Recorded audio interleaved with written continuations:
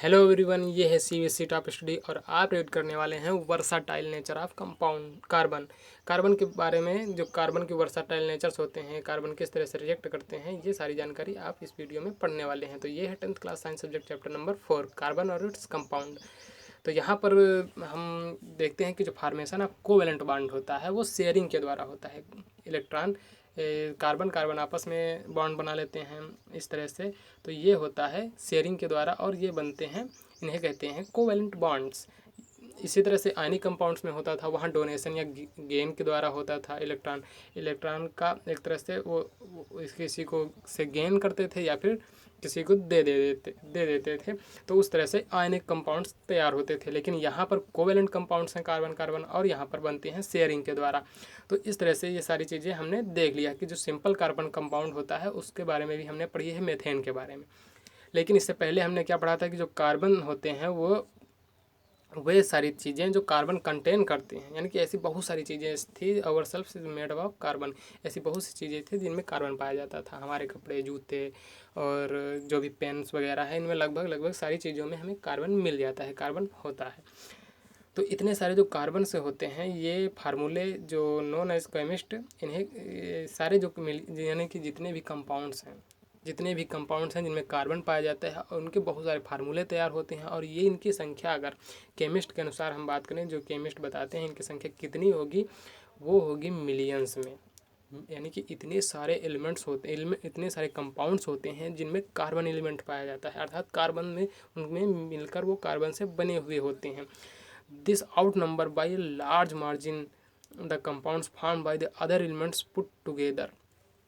केवल कार्बन ही उसमें नहीं पाया जाता है, ये इतने ज़्यादा नंबर्स जो बन के तैयार होते हैं कंपाउंड्स के, वो इस ऐसे होते हैं कि कार्बन के साथ में कुछ अन्य एलिमेंट्स जो हैं उनके साथ में रिएक्ट करते हैं। जैसे कार्बन के साथ में ऑक्सीजन रिएक्ट करता है डबल बॉन्ड के साथ में, वो भी 2 ऑक्सीजन के साथ में। इस तरह से कार्बन का स्ट्रक्चर CO2 का स्ट्रक्चर होता है, और इसे हम लिखते हैं CO2, और ये बन के तैयार हो गया कार्बन कंपाउंड। इसी तरह से बहुत सारे, हमारा ग्लूकोज क्या होता है, C6H12O6। यहाँ पर देख सकते हैं कार्बन 6 होते हैं, एक मालिक्यूल ऑफ ग्लूकोज जो कि हम खाते हैं और उससे हमें मिलती है ऊर्जा। तो वहाँ पर कार्बन के कंपाउंड उस कंपाउंड में होते हैं, ग्लूकोज कंपाउंड में होते हैं 6 कार्बन एटम्स। तो ये एक दूसरा कार्बन कंपाउंड तैयार हो गया। तो इतना सारा जो ये सब हो रहा है, इतनी सारे कंपाउंड्स कार्बन के ही मिल रहे हैं, तो और अन्य किसी दूसरे एलिमेंट्स के तुलना में, तो ये हिस्सा क्यों है? तो nature of covalent bonds enable carbon to form a large number of compound. जो कार्बन में पाया जाने वाला ये कोवेलेंट बॉन्ड है, ये इसको ऐसी योग्यता दे रहा है कि इतने सारे कंपाउंड्स बना सके। तो जो फैक्टर हैं इतने सारे कंपाउंड्स पाए जाना कार्बन का, वो क्या है, इसके बारे में हम पढ़ने वाले हैं। देखते हैं भाई वो क्या फैक्टर्स हैं जो इतना सारा प्रभावित कर रहे हैं, इतने सारे कार्बन कंपाउंड्स बन के तैयार हो रहे हैं। तो यहाँ पर कह रहे हैं कि कार्बन है यूनिकेबिलिटी। कौन सी यूनिकेबिलिटी? कैटिनेशन की। कैटिनेशन होता है कि कार्बन आपस में कार्बन से रिजेक्ट करके इस तरह से लंबी लंबी चेन्स बना सकता है, और इसमें फिर ब्रांचिंग कर सकता है इस तरह से। तो इसी पावर को कहते हैं कैटिनेशन। और इसके साथ साथ में इसे कार्बन के साथ में दूसरे एटम्स, मान लीजिए यहाँ पर हाइड्रोजन जुड़ जा रहा है या फिर इधर OH ग्रुप जुड़ जा रहा है, इसी तरह से इसमें बहुत सारे अलग अलग, अगर अलग अलग कंपाउंड जुड़ते रहेंगे तो नया कंपाउंड बनता जाएगा।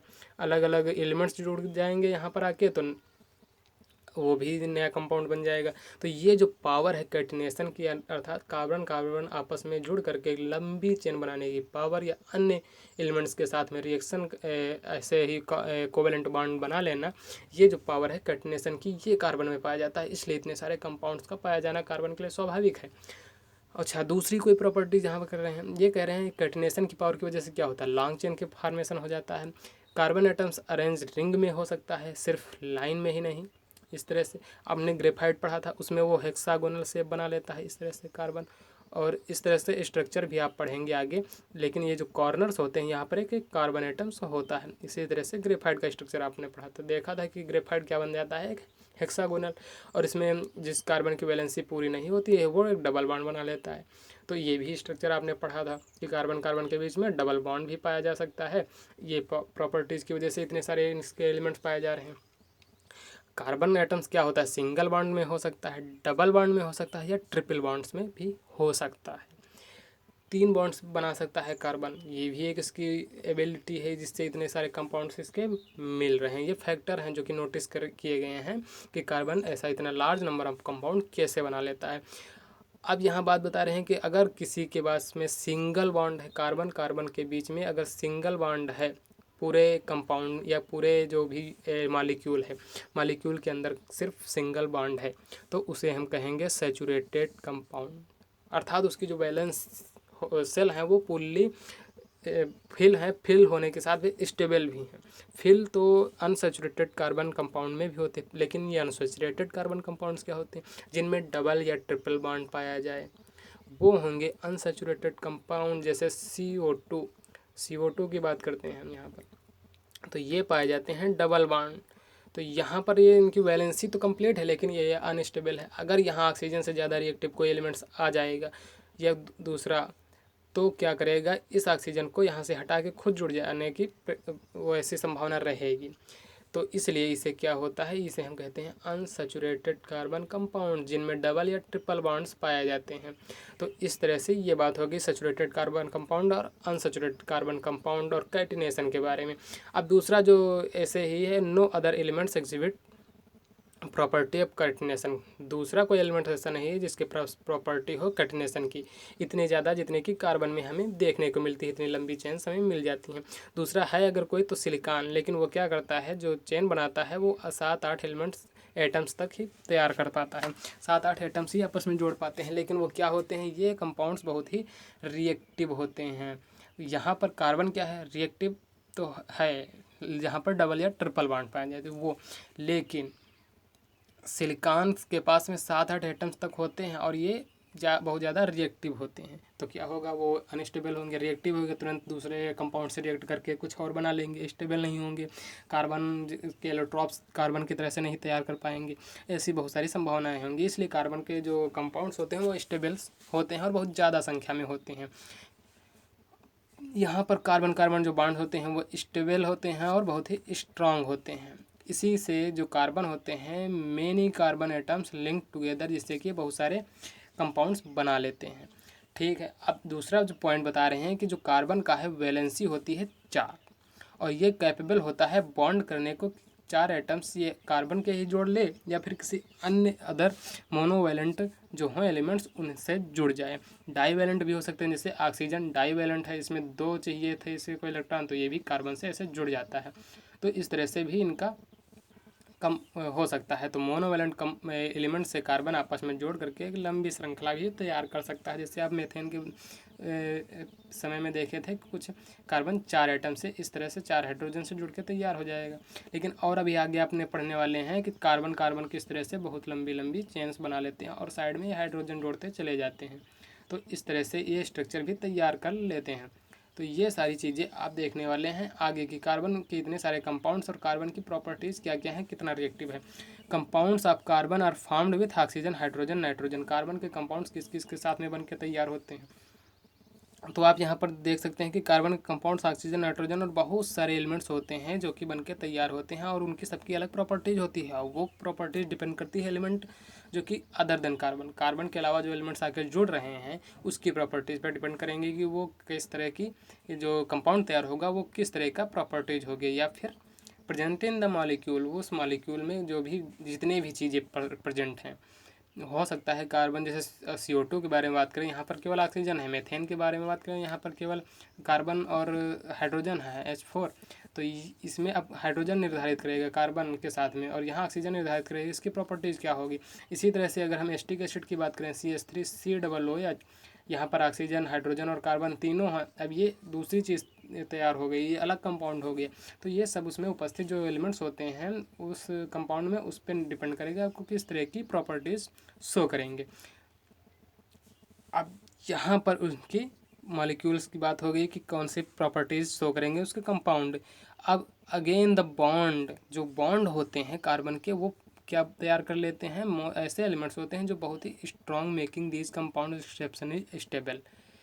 ऐसे भी होते हैं बॉन्ड्स की अगर बात करें दोबारा से तो एक्सेप्शनली स्टेबल होते हैं। One reason for the formation of strong bond by carbon is its small size.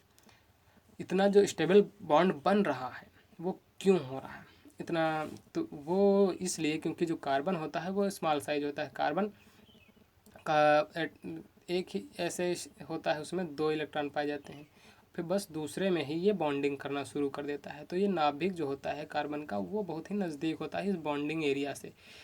इसलिए जो स्मॉल साइज होने की वजह से यहाँ पर अट्रैक्शन फोर्स जो होता है अदर एलिमेंट्स के साथ में वो बहुत हाई होता है। अगर कार्बन कार्बन के साथ में जुड़ रहा है, इसलिए कार्बन कार्बन जो कंपाउंड्स बन के तैयार होते हैं, कार्बन कार्बन के जो कैटनेशन प्रॉपर्टीज हो वो हाई हो जाती है, तो स्टेबिलिटी बढ़ जाती है। इसलिए दिस एनेबल्स टू न्यूक्लियस, अब न्यूक्लियस ये जो स्मॉल साइज है तो न्यूक्लियस को आसानी रहेगी अट्रैक्शन फोर्स बाहरी जो बैलेंस सेल होगा उसमें इलेक्ट्रॉन को पकड़े रखने में।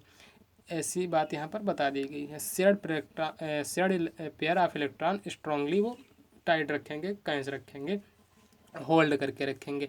The bonds formed by element, जो एलिमेंट्स होते हैं उनके द्वारा जो बॉन्ड्स बन के तैयार होते हैं, heavier bigger atom are much weaker, जो जितने ज़्यादा आकार में बड़े होते हैं वो उतना ही वीकर होते हैं। मान लीजिए कोई एलिमेंट्स है, इसका नाभिक यहाँ पर है और इसका पहला सेल, दूसरा सेल और ये तीसरा सेल और ये चौथा सेल, ये जा करके है वैलेंस सेल।